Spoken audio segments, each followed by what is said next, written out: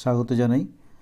আজকে আলোচনা করব একাদশ শ্রেণীর সেমিস্টার 2 এর একটি বাংলা গদ্যাংশ ছুটি। তো ছুটি এই গদ্যাংশটি বা গল্পটি রবীন্দ্রনাথ ঠাকুরের লেখা এবং এটি একটি ছোট গল্প এবং আজকে এটার মূল পাঠ্যাংশ আমি আলোচনা করব এবং এর থেকে যে কি কি প্রশ্ন পড়তে পারে সেগুলোও আমি পড়ার সঙ্গে বলে দেব। তাহলে এই যে ছুটি রবীন্দ্রনাথ ঠাকুরের লেখা, এই ছুটি গল্পের যে লেখকের মূল বৈশিষ্ট্য হচ্ছে মানুষ ও প্রকৃতি, মনস্তাত্ত্বিক বিশ্লেষণ এবং মানবিক ও রোমান্টিক দৃষ্টিভঙ্গি এবং ব্যঞ্জনাধর্মীর মাধ্যমে কিছু উপমার মাধ্যমে তুলে ধরা।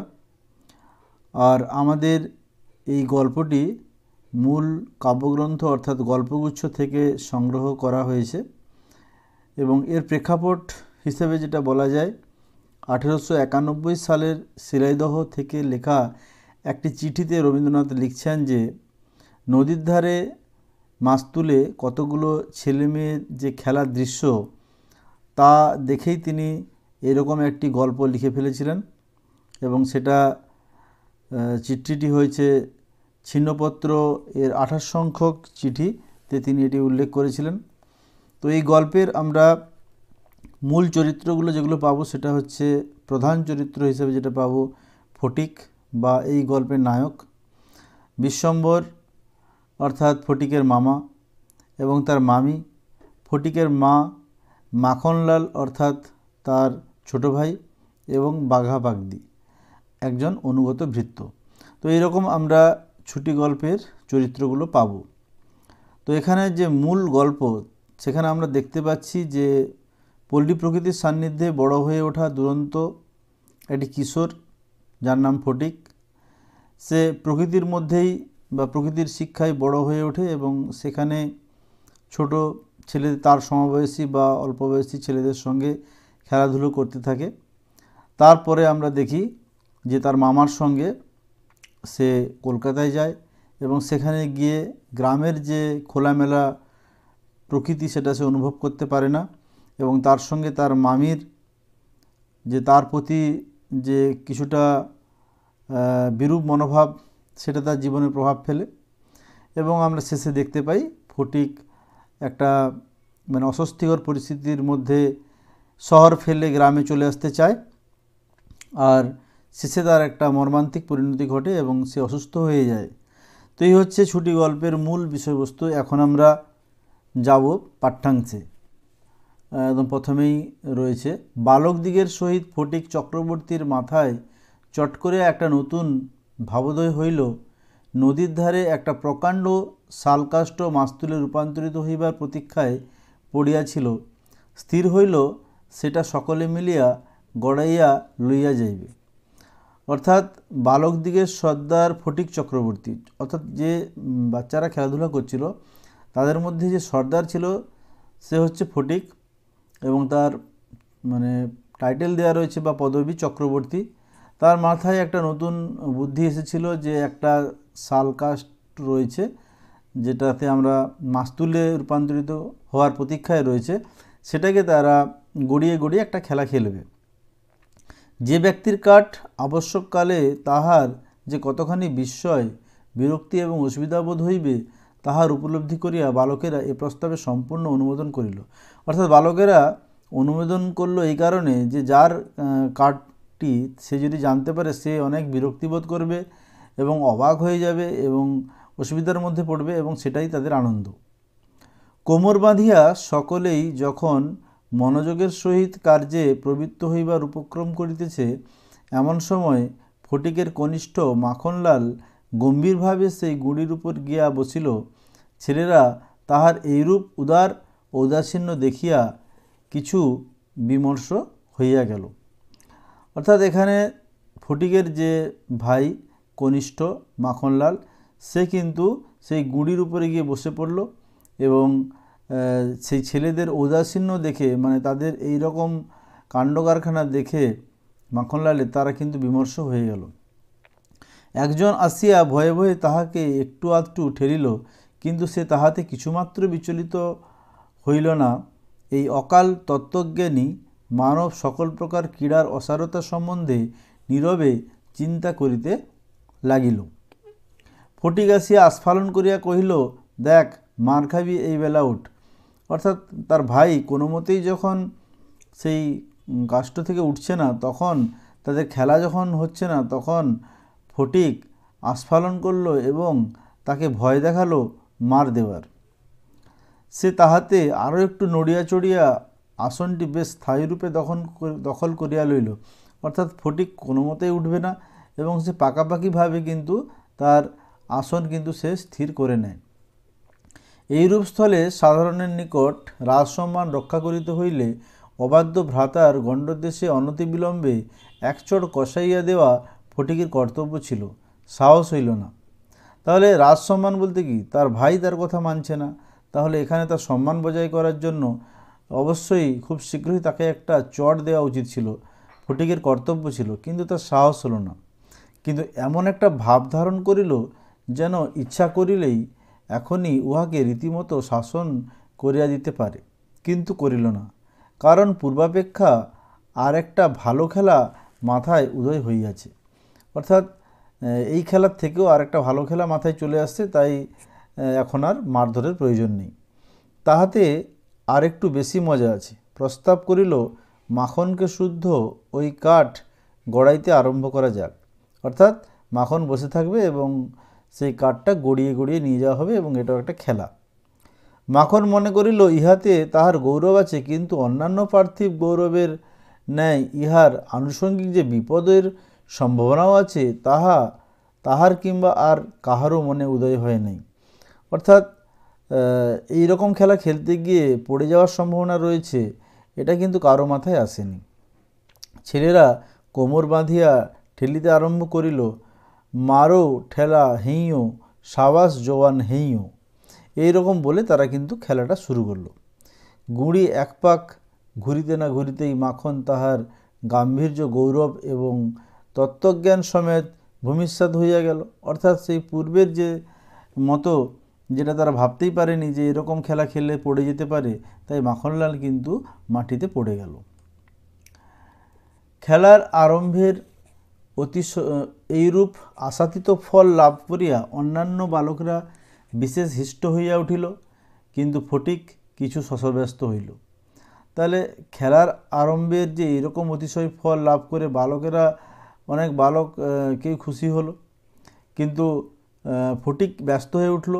মাখন তৎক্ষণাৎ ভূমিশয্যা ছাড়িয়া ফটিকের উপর গিয়া পড়িল, একেবারে অন্ধভাবে মারিতে লাগিল। অর্থাৎ অনেকে হাসাহাসি বিদ্রুপ করাতে মাখনলাল রেগে যায় এবং সে তার দাদার উপরেই তার রাগটা পড়ে এবং তার দাদাকে মারতে থাকে। তাহার নাকে মুখে আঁচড় কাটিয়া কাঁদিতে কাঁদিতে গৃহাভিমুখে গমন করিল, খেলা ভাঙিয়া গেল। তাহলে এখানে একটা লাইন তোলা প্রশ্ন হতে পারে, এই যে খেলা ভাঙিয়া গেল, অর্থাৎ খেলা ভাঙলো কেন, তার বৃত্তান্ত কিন্তু এখানে পড়তে পারে, এটা একটা প্রশ্ন হতে পারে। তাহলে এইরকমভাবে মাখনলাল পড়ে গেল এবং সে দায়ী করলো তার দাদাকে, আর সে এইরকম অবস্থায় কাঁদতে কাঁদতে কিন্তু বাড়িতে চলে গেল। ফটিক গোটাকতে কাশ উৎপাটন করিয়া লইয়া একটা অর্ধনিমগ্ন নৌকার গুলিয়ের উপর চড়িয়া বসিয়া চুপচাপ করিয়া কাশের গোড়া চিবাইতে লাগিল। অর্থাৎ ফটিক কিন্তু বাড়ি যায়নি, তখন সে কিন্তু সেই নৌকার গলির উপরে বসেছিল চুপচাপ করে, আর সে কিন্তু কাশের গোড়া চিবাতে লাগলো আনমনে। এমন সময় একটা বিদেশি নৌকা ঘাটে আসিয়া লাগিল। একটি অর্ধবয়সী ভদ্রলোক কাঁচা গোপ এবং পাকা চুল লইয়া বাহির হইয়া আসিলেন। বালককে জিজ্ঞাসা করিলেন, চক্রবর্তীদের বাড়ি কোথায়? তাহলে যেই লোকটি আসলেন তিনি কেমন? না, অর্ধবয়সী ভদ্রলোক, কাঁচা গোঁপ এবং পাকাতা চুল। আর সেই বালক অর্থাৎ ফটিককে জিজ্ঞাসা করলো, কি জিজ্ঞাসা করলো? না, চক্রবর্তীদের বাড়ি কোথায়? বালক ডাঁটা চিবাইতে চিবাইতে, অর্থাৎ ফটিক ডাঁটা চিবাইতে চিবাইতে ওই হোতা, কিন্তু কোন দিকে যে নির্দেশ করিল কাহারও বুঝিবার সাধ্য নেই। অর্থাৎ কোন দিকে যে বলল, ওই হোতা বলতে কোন দিকে, সেটা কিন্তু কেউ বুঝতেই পারল না। ভদ্রলোকটি আবারও জিজ্ঞাসা করিলেন, কোথা? সে বলিল, জানিনি। বলিয়া পূর্ববৎ তৃণমূল হইতে রস গ্রহণে প্রবৃত্ত হইল। বাবুটির তখন অন্য লোকের সাহায্য অবলম্বন করিয়া চক্রবর্তীদের গৃহের সন্ধানে চলিলেন। অর্থাৎ সে যখন বলল না, তখন কিন্তু সেই ব্যক্তিটি অন্য কারোর সাহায্য নিয়ে সেই বাড়ির সন্ধানে চলে গেলেন। অবিলম্বে বাঘাবাগদি আসিয়া কহিল, ফটিক দাদা, মা ডাকছে। ফটিক কহিল, যাব না। বাঘা তাহাতে বলপূর্বক আড়কোলা করিয়া তুলিয়া লইয়া গেল। ফটিক নিষ্ফল আক্রোশে হাত পা ছুঁড়িতে লাগিল। অর্থাৎ ফটিক যখন কোনো মতেই বাড়ি যেতে চাইছে না, তখন কিন্তু তাকে এইরকম বাঘাবাগ দিয়ে ছিল, সে কিন্তু জোরপূর্বক তাকে শূন্যে তুলে নিয়ে গেল।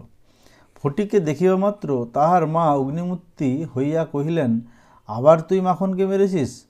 অর্থাৎ এই যে আবার তুই মাখনকে মেরেছিস, তার মানে এর আগেও বোঝা যাচ্ছে যে ফটিক মাখনকে মারে, কিন্তু এ স্থলে কিন্তু ফটিক মারেনি, কিন্তু তার দোষটা পুরা চেপে গেল। তার কারণ তার ভাই তার আগেই কিন্তু নালিশ জানিয়ে দিয়েছে মায়ের কাছে। ফটিক কহিল, না, মারিনি। ফের মিথ্যে কথা বলছিস? কখনো মারিনি। মাখনকে জিজ্ঞাসা করো। মাখনকে প্রশ্ন করাতে মাখন আপনার পূর্ব নালিশের সমর্থন করিয়া বলিল, হ্যাঁ মেরেছে। অর্থাৎ পূর্ব নালিশের সমর্থন বলতে কি না, সে আগেই কিন্তু নালিশ করে দিয়েছিল মায়ের কাছে দাদার কথা, তাই সেটার মিথ্যা কথা সমর্থন করলো এবং মেরেছে বলেও বলল। তখন আর ফটিকের সহ্য হইল না। দ্রুত গিয়া মাখনকে এক সশব্দ চড় কষাইয়া দিয়া কহিল, ফের মিথ্যে কথা। মা মাখনের পক্ষ লইয়া ফটিককে সবেগে নাড়া দিয়া তাহার পৃষ্ঠে দুটো তিনটা প্রবল চপেটাঘাত করিলেন। ফটিক মাকে ঠেলিয়া দিল। তাহলে মা যখন ফটিককে এরকম মারধর করলো, তখন কিন্তু ফটিক আর সেই রাগ সামলাতে না পেরে মাকেই ঠেলে দিল। মা চিৎকার করিয়া কহিলেন, হ্যাঁ, তুই আমার গায়ে হাত তুলিস? এই সময় সেই কাঁচা পাকা বাবুটি ঘরে ঢুকিয়া বললেন, কি হচ্ছে তোমাদের? অর্থাৎ সেই কাঁচা পাকা বাবুটি বলতে যার সঙ্গে ফটিকের দেখা হয়েছিল ওই নদীর পাড়ে। ফটিকের মা বিস্ময়ে আনন্দে অভিভূত হইয়া কহিলেন, ও মা, এই যে দাদা, তুমি কবে এলে? বলিয়া গড় করিয়া প্রণাম করিলেন। বহুদিন হইল দাদা পশ্চিমে কাজ করিতে গিয়াছিলেন। অর্থাৎ এখানে প্রশ্ন পড়তে পারে যে তুমি কবে এলে দাদা? ও মা, এই যে দাদা কবে এলে? অর্থাৎ দাদার পরিচয় দাও, বা দাদা কে, তিনি কে, তার পরিচয় দাও, এখানে একটা প্রশ্ন হতে পারে। বহুদিন হইল দাদা পশ্চিমে কাজ করিতে গিয়াছিলেন। ইতিমধ্যে ফটিকের মার দুই সন্তান হইয়াছে। দুই সন্তান বলতে মাখনলাল এবং ফটিক, তাহারা অনেকটা বাড়িয়া উঠিয়াছে। তাহার স্বামীর মৃত্যু হইয়াছে, অর্থাৎ ফটিকের বাবা নেই, কিন্তু একবারও দাদার সাক্ষাৎ পায় নাই। আজ বহুকাল পরে দাদা ফিরিয়া আসিয়া বিশ্বম্বর বাবু তাহার ভগিনীকে দেখিতে আসিয়াছেন। কিছুদিন খুব সমারোহে গেল। কিছুদিন খুব সমারোহে মানে কি, খুব আনন্দে গেল। অবশেষে বিদায় লইবার দুই একদিন পূর্বে বিশ্বম্বর বাবু তাহার ভগিনীকে ছেলেদের পড়াশোনা এবং মানসিক উন্নতির সম্বন্ধে প্রশ্ন করিলেন। উত্তরে ফটিকের অবাধ্য উচ্ছৃঙ্খলতা, পাঠে অমনোযোগ এবং মাখনের সুশান্ত সুশীলতা ও বিদ্যানুরাগের বিবরণ শুনলেন। অর্থাৎ যখনই ফটিক এবং মাখনের কথা বলা হলো, তখন কিন্তু ফটিকের বাজে আচরণ, খারাপ আচরণ, পড়ায় অমনোযোগী, এই সমস্ত কথা উঠে আসলো। আর মাখনলাল যে কতটা ভালো, পড়াশোনায় ভালো এবং শান্ত স্বভাবের, সে সমস্ত বিবরণ কিন্তু মা দিলেন। তাহার ভগিনী কহিলেন, ফটিক আমার হাড় জ্বালাতন করিয়াছে। অর্থাৎ ফটিক আমায় হাড় জ্বালাতন করিয়াছে। শুনিয়া বিশ্বম্বর প্রস্তাব করিলেন, তিনি ফটিককে কলকাতায় লইয়া গিয়া নিজের কাছে রাখিয়া শিক্ষা দিবেন। বিধবা এ প্রস্তাবে সহজেই সম্মত হইলেন। অর্থাৎ ফটিকের মা সহজেই রাজি হয়ে গেল। ফটিককে জিজ্ঞাসা করিলেন, কেমন রে ফটিক, মামার সঙ্গে কলকাতায় যাবি? ফটিক লাফাইয়া উঠিয়া বলিল, যাব। যদিও ফটিককে বিদায় করিতে তাহার মায়ের আপত্তি ছিল না, কারণ তাহার মনে সর্বদাই আশঙ্কা ছিল কোনো দিন সে মাখনকে জলেই ফেলিয়া দেয় কি মাথায় ফাটায়, কি একটা দুর্ঘটনা ঘটায়। তথাপি ফটিকের বিদায় গ্রহণের জন্য এতাদৃশ্য আগ্রহ দেখিয়া তিনি ঈষৎ ক্ষুণ্ণ হইলেন। কবে যাবে, কখন যাবে করিয়া ফটিক তাহার মামাকে অস্থির করিয়া তুলিল। অর্থাৎ ফটিকের কলকাতায় যাওয়ার খুবই আগ্রহ। উৎসাহে তাহার রাত্রে নিদ্রা হয় না। অবশেষে যাত্রাকালে আনন্দের ঔদার্যবশত তাহার ছিপ, ঘুড়ি, লাটাই সমস্ত মাখনকে পুত্র পুত্রাদিক্রমে ভোগ দখল করিবার পুরা অধিকার দিয়া গেল। অর্থাৎ তার যে ছিপ, ঘুড়ি, লাটাই ইত্যাদি যেগুলো ছিল সামগ্রী, সেগুলো তার ভাইকে এতদিন দেয়নি, এখন কিন্তু সে দিয়ে দিল। কলকাতায় মামার বাড়ি পৌঁছাইয়া প্রথমত মামির সঙ্গে আলাপ হইল। মামি এই অনাবশ্যক পরিবার বিধিতে মনে মনে বিশেষ সন্তুষ্টি হইয়াছিলেন তাহা বলিতে পারি না। অর্থাৎ এই জায়গাটার প্রতি খেয়াল করো, প্রথমেই আমরা এই জায়গাটাই দেখতে পাচ্ছি যে মামি কিন্তু খুব একটা বেশি সন্তুষ্ট ছিল না যখন ফটিক কলকাতায় আসে। তাহার নিজের 3টি ছেলে লইয়া তিনি নিজেই নিয়মে ঘরকন্যা পাতিয়া বসিয়া আছেন। ইহার মধ্যে সহসা একটি 13 বৎসরের অপরিচিত অস্থিতি পাড়া গিয়ে ছেলে ছাড়িয়া দিলে কিরূপ একটা বিপদের সম্ভাবনা উপস্থিত হয়। বিশ্বম্ভরের এত বয়স হইল তবু কিছুমাত্র যদি কাণ্ডজ্ঞান আছে। অর্থাৎ তার 3 ছেলে রয়েছে, তা সত্ত্বেও আরেকজনকে তাদের পরিবারের ঠাঁই দেওয়া, এটা কিন্তু তার মামি অর্থাৎ ফটিকের মামি মেনে নিতে পারছে না। আর বিশ্বম্বর এত বয়স হয়েছে তাও তার কাণ্ডজ্ঞানে, এই কথাও কিন্তু তার মামি বলে ফেলে। বিশেষত 13-14 বৎসরের ছেলের মতো পৃথিবীতে এমন বালাই আর নেই। এই যে লাইনটা রয়েছে, বিশেষত 13-14 বৎসরের ছেলের মতো পৃথিবীতে এমন বালাই আর নেই, এই লাইনটা থেকে কিন্তু তোমাদের প্রশ্ন আসতে পারে। শোভাও নেই, কোনো কাজেও লাগে না, স্নেহ উদ্রেক করে না, তাহার সঙ্গসুখও বিশেষ প্রার্থনীয় নয়। অর্থাৎ এই সময়ের ছেলেমেয়েদের কেউ স্নেহ করে না, তাদের সঙ্গসুখে কেউ প্রার্থনাও করে না, তাহার মুখে আধো আধো কথাও ন্যাকামি, পাকা কথাও জ্যাঠামি এবং কথা মাত্রই প্রগল্ভতা। অর্থাৎ তার মুখে এইরকম আধো আধো এরকম 13-14 বছরের ছেলের কথা ন্যাকামি বলে মনে হয়, আর একটু বড় কথা জ্যাঠামি বলে মনে হয়, আর সমস্ত কথাই বাজে বকা বলে মনে হয়। হঠাৎ কাপড় চোপড়ের পরিমাণ রক্ষা না করিয়া বেমানান রূপে বাড়িয়া ওঠে। অর্থাৎ যেহেতু এই সময়ে ছেলেমেয়েরা বেড়ে যায়, তাই তাদের জামা কাপড় ছোট হয়ে যায় এবং তাদেরকে বেমানান লাগে। লোকে সেটা তাহার একটা কুশ্রী স্পর্ধাস্বরূপ জ্ঞান করে। অর্থাৎ এই বাড়াটাকে লোকে একটা বলে যে স্পর্ধায় বেড়ে যাচ্ছে। তাহার শৈশবের লালিত্য এবং কণ্ঠস্বরের মিষ্টতা সহসা চলিয়ে যায়। তাহার বলতে এখানে ফটিকের কথা বলা হয়েছে, যার শৈশবের লালিত্য এবং কণ্ঠস্বরের মিষ্টতা সব কিছুই কিন্তু এই সময় চলে যায়, কারণ এটা একটা বয়স সন্ধিক্ষণ। লোকে সেজন্য তাহাকে মনে মনে অপরাধ না দিয়া থাকিতে পারে না। শৈশব এবং যৌবনের অনেক দোষ মাপ করা যায়, কিন্তু এই সময়ে কোনো স্বাভাবিক অনিবার্য ত্রুটিও যেন অসহ্য বোধ হয়। অর্থাৎ শৈশবে ছেলে মেয়ে ভুল করলে বা যৌবনে এটা অনেক সময় মাপ করা যায়, কিন্তু এই সময়টা, এই 13-14 বছর বয়সের এই সময়ে ছেলেদের যে অনিবার্য ত্রুটি, সেটা কিন্তু অসহ্য করা যায়। সেও সর্বদা মনে মনে বুঝিতে পারে পৃথিবীতে কোথাও সে ঠিক খাপ খাইতেছে না।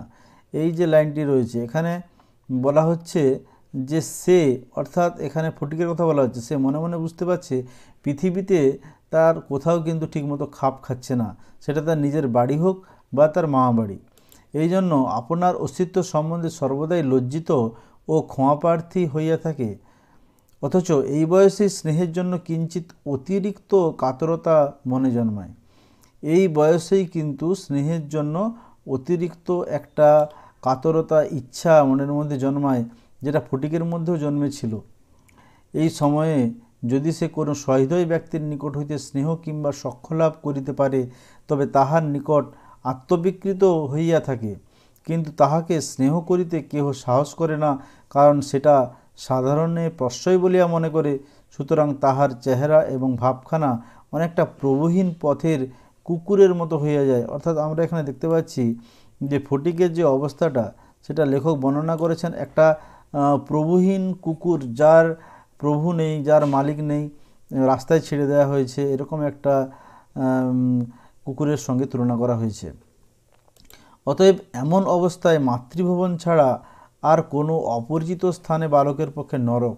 এই সময়টা লেখক বলছেন এই সময়টা হচ্ছে এমন একটা সময় যেখানে তার নিরাপদ জায়গা হচ্ছে তার মায়ের জায়গা বা মায়ের কাছেই তাকে থাকতে হয়। চারিদিকে স্নেহশূন্য বিরাগ তাহাকে পদে পদে কাঁটার মতো বিধে এই বয়সে সাধারণত নারী জাতিকে কোনো এক শ্রেষ্ঠ স্বর্গলোকের দুর্লভ জীব বলিয়া মনে ধারণা হইতে আরম্ভ করে। অর্থাৎ এখানে মামির প্রতি তার প্রতি মামির যে আচরণ, তাতে কিন্তু তার মনে হচ্ছে যে কোনো স্ত্রীলোক বুঝি স্বর্গলোকের দুর্লভ কোনো জীব। ইহা হইতে উপেক্ষা অত্যন্ত দুঃসহ বোধ হয়।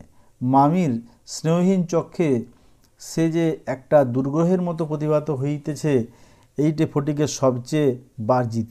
অর্থাৎ ফটিকের সবচেয়ে খারাপ লাগে সেটা হচ্ছে তার মামির তার প্রতি যে ব্যবহার। মামি যদি দৈবাৎ তাহাকে কোনো একটা কাজ করিতে বলিতেন, তাহা হইলে সে মনের আনন্দে যতটা আবশ্যক তার চেয়ে বেশি কাজ করিয়া ফেলিত। অবশেষে মামি যখন তাহার উৎসাহ দমন করিয়া বলিতেন, ঢের হয়েছে, ওতে আর তোমায় হাত দিতে হবে না, এখন তুমি নিজের কাজে মন দাও গে, একটু পড়ো গে যাও, তখন তাহার মানসিক উন্নতির প্রতি মামির এই এতটা যত্নবাহুল্য তাহার অত্যন্ত নিষ্ঠুর অবিচার বলিয়া মনে হইত। অর্থাৎ মামি যখন কোনো কাজ দিত আর ফটিক সে কাজটি করত, তখন সেই কাজটা যখন খুব ভালোভাবেই করত, তখন মামি তাকে ব্যঙ্গ করেই বলতো, এই যে কথাটা বলা যে ঢের হয়েছে, এইটাই কিন্তু ফটিককে খুব খারাপ লাগতো এবং তার কাছে খুব নিষ্ঠুর আচরণ করা হতো। ঘরের মধ্যে এইরূপ অনাদর ইহার পর আবার হাঁপ ছাড়িবার জায়গা ছিল না। দেওয়ালের মধ্যে আটকা পড়িয়া কেবলই তাহার সেই গ্রামের কথা মনে পড়িত। অর্থাৎ এইখানে বাস করে এখন মনে হচ্ছে যে সে যেন কোথাও আটকে পড়ে গেছে, তার গ্রামটাই ভালো ছিল। প্রকাণ্ড একটা ধাউস ঘুড়ি লইয়া বোঁ বোঁ শব্দে উড়াইয়া বেড়াইবার সেই মাঠ, তাইরে নাইরে করিয়া উচ্চস্বরে স্বরচিত রাগিনী আলাপ করিয়া অকর্মণ্যভাবে ঘুরিয়া বেড়াইবার সেই নদীতীর, দিনের মধ্যে যখন তখন ঝাঁপ দিয়া পড়িয়া সাঁতার কাটিবার সেই সংকীর্ণ স্রোতস্বিনী অর্থাৎ নদী, সেই সব দলবল উপদ্রব স্বাধীনতা অর্থাৎ বন্ধুবান্ধব, এবং সর্বোপরি সেই অত্যাচারিণী অবিচারিণী মা অহর্নিশ তাহার নিরুপায় চিত্তকে আকর্ষণ করিত। অর্থাৎ এই প্যারাতে বলা হচ্ছে যে ফটিকের সমস্ত গ্রামের যে স্মৃতি, সেই স্মৃতি কিন্তু তাকে কুরে কুরে খাচ্ছে।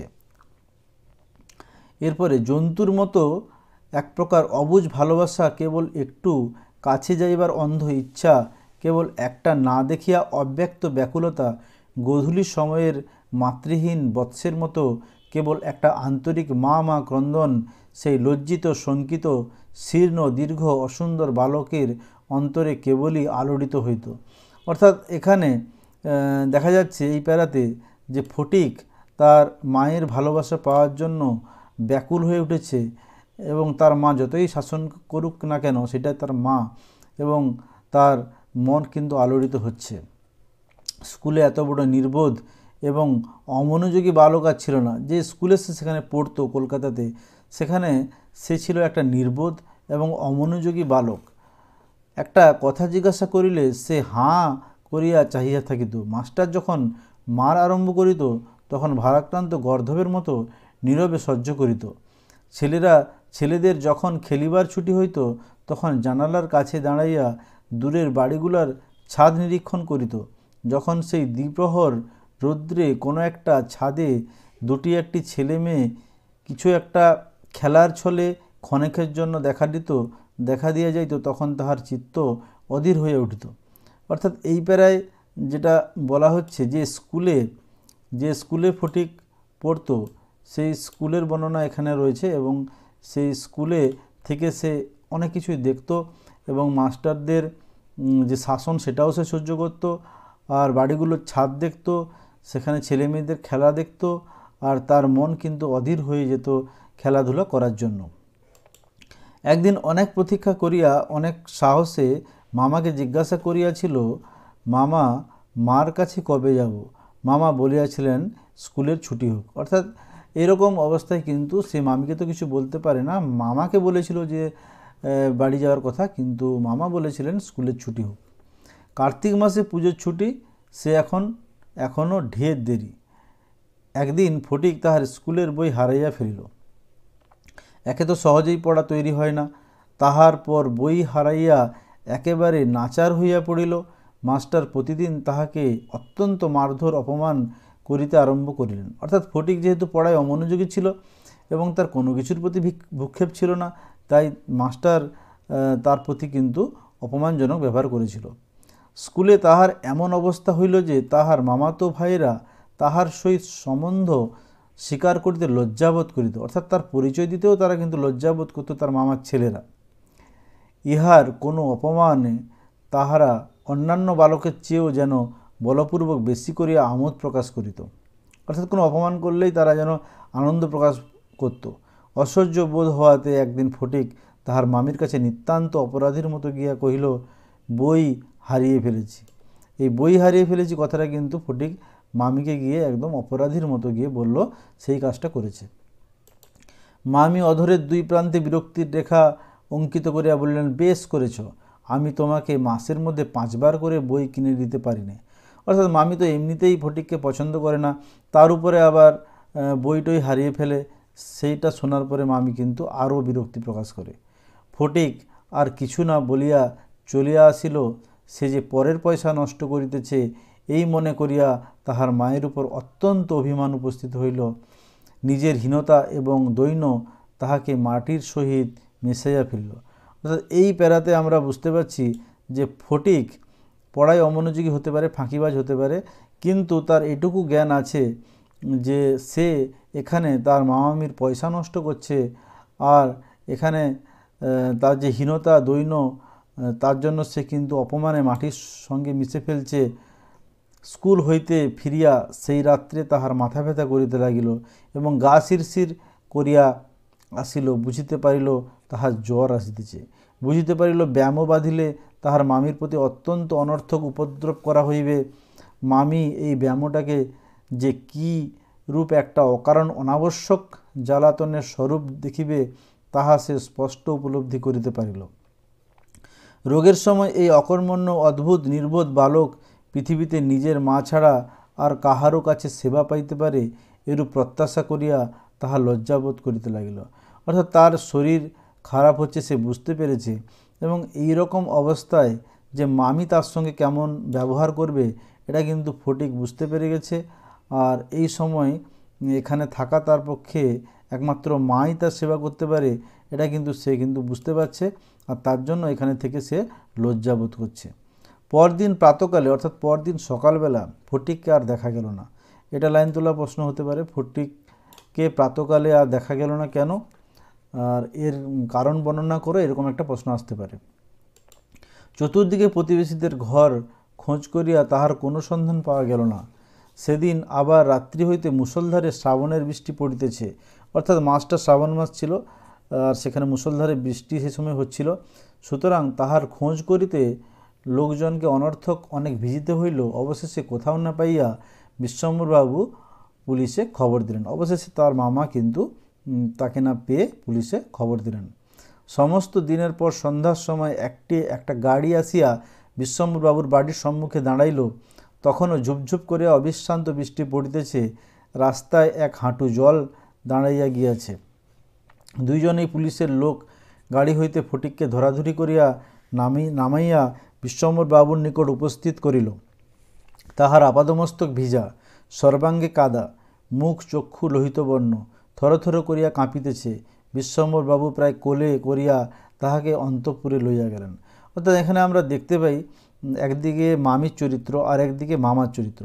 যে মামা কিন্তু কখনোই ফটিককে সবসময় আগলে রেখেছে, কখনোই কিন্তু তাকে কোনো সেরকম কথা বলেনি এবং অনাদরও করেনি। এবং আমরা এখানেও দেখতে পাচ্ছি যে ফটিকে এরকম অবস্থা সত্ত্বেও সে তাকে কিছু না বলে তাকে কিন্তু সযত্নে অন্তঃপুরে অর্থাৎ তার বাড়ির মধ্যে নিয়ে যাচ্ছে। মামি তাহাকে দেখিয়াই বলিয়া উঠিলেন, কেন বাপু, পরের ছেলেকে নিয়ে কেন এ কর্মভোগ, দাও ওকে বাড়ি পাঠিয়ে। অর্থাৎ মামির হচ্ছে সে একই কথা, পরের ছেলেকে এখানে রাখা যাবে না, অনেক এখানে দায় আছে, আর ওকে তার বাড়িতে পাঠিয়ে দিলেই মঙ্গল। বাস্তবিক সমস্ত দিন দুশ্চিন্তায় তাহার ভালোরূপ আহারাদি হয় নাই এবং নিজের ছেলেদের সহিত না হোক অনেক খিটখিট করিয়াছেন। অর্থাৎ বাস্তবিক বা প্রকৃত পক্ষে মামির দিকে যেটা যুক্তি সেটা হচ্ছে সমস্ত দিন ফটিক বাড়িতে ছিল না, তাকে পাওয়া যায়নি, তাই সেই রকম চিন্তা ছিল এবং তার নিজের ছেলেদের প্রতিও সে ঠিকমতো যত্ন নিতে পারেনি, তাই এটাই হচ্ছে মামির বক্তব্য। ফটিক কাঁদিয়া উঠিয়া কহিল, আমি মার কাছে যাচ্ছিলুম, আমাকে ফিরিয়ে এনেছে। অর্থাৎ ফটিক কিন্তু ঘর ছাড়া হয়েছিল, তার কারণটা এখানে বলা রয়েছে যে সে তার মার কাছে যাচ্ছিল আর তাকে কিন্তু এখানে ফিরিয়ে আনা হয়েছে, এখানে সে নিজে কিন্তু আসেনি। বালকের জ্বর অত্যন্ত বাড়িয়া উঠিল, সমস্ত রাত্রি প্রলাপ বকিতে লাগিল। বিশ্বম্বরবাবু চিকিৎসক লইয়া আসিলেন। অর্থাৎ বিশ্বম্বরবাবু দেখলো তার যেহেতু শরীর খারাপ, তাই বাড়িতেই কিন্তু ডাক্তারবাবুকে ডেকে আনলেন। ফটিক তাহার রক্তবর্ণ চক্ষু একবার উন্মিলিত করিয়া কড়িকাঠের দিকে হতবুদ্ধিভাবে তাকাইয়া কহিল, মামা, আমার ছুটি হয়েছে কি? অর্থাৎ এখানে আমরা দেখতে পাচ্ছি ফটিক মানে মোটামুটি অনেক অসুস্থ এবং হতবুদ্ধির মতো তাকিয়ে রয়েছে, আর তার মামাকে বলছে তার কি এখনও ছুটি হয়নি। বিশ্বম্বরবাবু রুমালে চোখ মুছিয়া সযত্নে সস্নেহে ফটিকের ছিন্ন তপ্ত হাতখানি তাহাতে উপর তুলিয়া লইয়া তাহার কাছে আসিয়া বসিলেন। ফটিক আবার বিড়বিড় করিয়া বকিতে লাগিল, বলিল, মা আমাকে মানিস নে মা, সত্যি বলছি আমি কোনো দোষ করিনি। অর্থাৎ এখানে ফটিক অপ্রলাপ ভুল বকছে, যেহেতু তার গায়ে খুব জ্বর তার জন্য সেই সমস্ত কথাগুলো বকছে। পরদিন দিনের বেলা কিছুক্ষণের জন্য সচেতন হইয়া ফটিক কাহার প্রত্যাশায় ফ্যালফ্যাল করিয়া ঘরের চারিদিকে চাহিল। নিরাশ হইয়া আবার নীরবে দেওয়ালের দিকে মুখ করিয়া পাশ ফিরিয়া শুইল। বিশ্বম্বরবাবু তাহার মনের ভাব বুঝিয়া তাহার কানের কাছে মুখ নত করিয়া মৃদুস্বরে কহিলেন, ফটিক, তোর মাকে আনতে পাঠিয়েছি। অর্থাৎ ফটিক মনে মনে কিন্তু তার মাকে খুঁজছিল। প্রত্যেক বাচ্চারাই যেটা করে, অসুস্থের সময় তার মাকে খোঁজে, এখানেও ফটিক সেটা করেছে। তাই এটা বুঝতে পেরেছে বিশ্বম্বরবাবু এবং তাকে সান্ত্বনা দেওয়ার জন্য অবশ্যই তার কানে গিয়ে কথা বলেছে। তাহার পরদিনও কাটিয়া গেল। ডাক্তার চিন্তিত বিমর্ষ মুখে জানাইল, অবস্থা বড়ই খারাপ। বিশ্বম্বরবাবু স্তিমিত প্রদীপে রোগশয্যায় বসিয়া প্রতি মুহূর্তে ফটিকের মাতার জন্য প্রতীক্ষা করিতে লাগিলেন, যেহেতু সে তার মাকে খবর পাঠিয়েছিল। ফটিক খালাসিদের মতো সুর করিয়া করিয়া বলিতে লাগিল, এক বাও মেলে না, দো বাও মেলে না। অর্থাৎ খালাসিরা যাওয়ার সময় নৌকাতে তারা কিন্তু এরকম কথা বলে, তাই ফটিক সেটা শুনেছিল, মনে রেখেছিল, তাই কিন্তু প্রলাপ বকছিল। কলিকাতায় আসিবার সময় কতকটা রাস্তা স্টিমারে আসিতে হইয়াছে। খালাসিরা কাছি ফেলিয়া সুর করিয়া জল মাপিত এবং এইরকম বলতো যে এক বাও মেলে না, দো বাও মেলে না। ফটিক প্রলাপে তাহাদের অনুকরণ করুণ স্বরে জল মাপিতেছে এবং যে অকুল সমুদ্রে যাত্রা করিতেছে, বালক রশি ফেলিয়া কোথাও তাহার তল পাইতেছে না। এমন সময় ফটিকের মাতা ঝড়ের মতো ঘরে প্রবেশ করিয়াই উচ্চ কলরবে শোক করিতে লাগিলেন। বিশ্বম্বর বহু কষ্টে তাহার শোকোচ্ছ্বাস নিবৃত্ত করিলেন। তিনি শয্যার উপর আছাড় খাইয়া পড়িয়া উচ্চস্বরে ডাকিলেন, ফটিক, সোনা মানিক আমার। অর্থাৎ এখানে এই যে ডাকটা, এটা হচ্ছে তার মায়ের ডাক ফটিকের, এবং সে তাকে সোনা মানিক বলে ডাকল। ফটিক যেন অতিশয় সহজেই তাহার উত্তর দিয়া কহিলেন, হ্যাঁ। মা আবার ডাকিলেন, ওরে ফটিক বাপধনরে। ফটিক আস্তে আস্তে পাশ ফিরিয়া তাহাকে লক্ষ্য না করিয়া মৃদুস্বরে কহিলেন, মা, এখনও আমার ছুটি হয়েছে মা, এখন আমি বাড়ি যাচ্ছি। অর্থাৎ সে কিন্তু তার মাকে জানায় যে সে বাড়ি যাচ্ছে। অর্থাৎ সে এখানে বোঝাই যাচ্ছে যে ফটিক তার শরীর খুব খারাপ এবং সে প্রলাপ বকছিল এবং তার মার উপস্থিতি হয়তো সে বুঝতে পারেনি, সে একটা ঘোরের মধ্যে রয়েছে। অর্থাৎ গল্পটা এখানেই শেষ হয়েছে, যেহেতু এটি ছোটো গল্প তাই গল্পটি এখানেই শেষ হয়েছে এবং পাঠক বুঝতেই পারছে যে ফটিক যে চরিত্রটি এখানে রয়েছে সে কিন্তু এখানে নিদারুণ তার মাতৃ যে যন্ত্রণা বা মায়ের কষ্ট সেটা এবং তার প্রকৃতি থেকে বিচ্ছিন্ন হওয়ার কষ্ট সমস্ত কিন্তু তাকে কুরে কুরে খাচ্ছে, এরকম একটা চরিত্র এখানে রবীন্দ্রনাথ ঠাকুর ছুটি গল্পের মধ্য দিয়ে আমাদের কাছে উপস্থাপন করেছেন। তো এখানে তোমাদের অনেকগুলো লং প্রশ্ন আসতে পারে, যেগুলো আমি পড়ানোর সময় কিছুগুলো বলেছিলাম, আরও কিছুগুলো প্রশ্ন আমি বলে দিচ্ছি। যেমন ধরো তোমাদের চরিত্রগুলো যেগুলো রয়েছে, ফটিক চরিত্র বা বিশ্বম্বর বাবুর চরিত্র বা তার মায়ের চরিত্র, মামির চরিত্র, এবং এখানে ছোট গল্প হিসাবে কতখানি সার্থক এই প্রশ্নটি, ছুটি ছোট গল্প হিসেবে কতখানি সার্থক এই প্রশ্নটি আসতে পারে। আবার এখানে যে লাইন তোলা প্রশ্নগুলো বলেছিলাম সেগুলোও কিন্তু গুরুত্বপূর্ণ রয়েছে। তো আশা করছি তোমরা অবশ্যই উপকৃত হলে। কেমন লাগলো এই আলোচনা অবশ্যই তোমরা জানাবে কমেন্ট বক্সে। তো আজ এই পর্যন্তই।